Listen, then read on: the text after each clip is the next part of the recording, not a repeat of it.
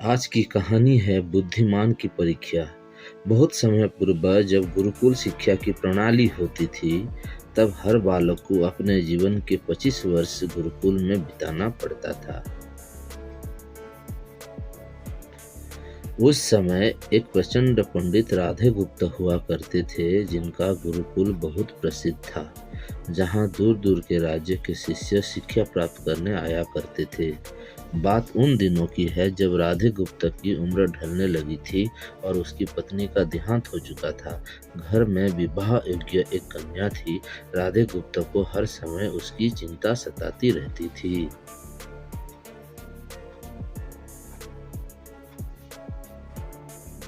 वो उसकी विवाह एक योग्य व्यक्ति से करना चाहते थे, जिसके पास संपत्ति भले ना हो, पर वो कर्मठ हो, जो किन्हीं भी परिस्थिति में उसकी बेटी को खुश रखे और उचित समय पर उचित निर्णय ले सके।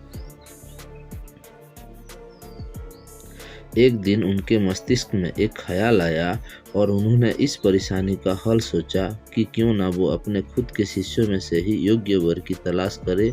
उनसे बेहतर उनकी बेटी के लिए और क्या हो सकता है।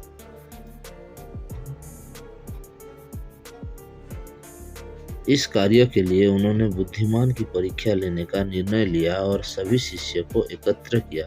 राधे गुप्त ने सभी से कहा कि वो एक परीक्षा आयोजित करना चाहते हैं, जिसमें सभी की बुद्धिमानी का परिचय होगा। उन्होंने सभी से कहा कि उन्हें अपनी पुत्री के विवाह की चिंता है, जिसके लिए उनके पास पर्याप्त धन नहीं है। इसलिए वो चाहते हैं कि उनके शिष्य विवाह में लगने वाली सभी सामग्री किसी भी करके एकत्रित करें। भले उसके लिए उन्हें चोरी का रास्ता चुनना पड़े, लेकिन उन्हें चोरी करता हुआ कोई भी देख ना सके। इसी की शर्त का पालन सभी को करना है।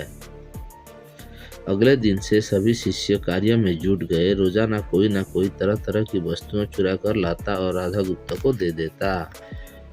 राधा गुप्त उन्हें एक विशेष स्थान पर रख देते, क्योंकि परीक्षा के बाद ये सभी वस्तुएं उनके मालिक को वापस करना जरूरी था, क्योंकि वो अपने शिष्यों को सही ज्ञान देना चाहते थे।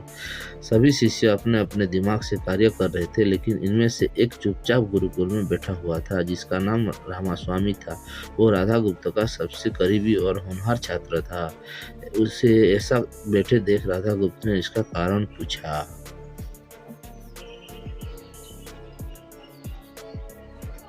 तब रामास्वामी ने बताया कि अपनी परीक्षा की शर्त के रूप में कहा था कि चोरी करते वक्त इसे कोई ना देख सके। इस प्रकार अगर हम अकेले भी चोरी करते, तब भी हमारी अंतरात्मा उसे देख रही है। हम खुद से उसे नहीं छिपा सकते। इसका अर्थ यही है कि चोरी करना व्यर्थ है। उसकी ये बात सुन राधा गुप्त के चेहरे पर खुशी छा जाती है। वो उसी वक्त सभी को एकत्र करते हैं और पूछते हैं कि आप सब ने जो चोरी की, क्या उससे किसी ने देखा है? सभी कहते हैं नहीं। तब राधा गुप्त कहते हैं कि क्या आप अपने अंतर मन से भी इस चोरी को छिपा सके? सभी को बात समझ आ जाती है और सबका सिर नीचे झुक जाता है, सिवाय रामास्वामी के। राधा गुप्त रामास्वामी को बुद्धिमानी की परीक्षा अव्वल पाते हैं और सभी के सामने कहते हैं कि ये परीक्षा मेरी पुत्री के लिए उचित वर तलाशने के लिए रखी गई थी।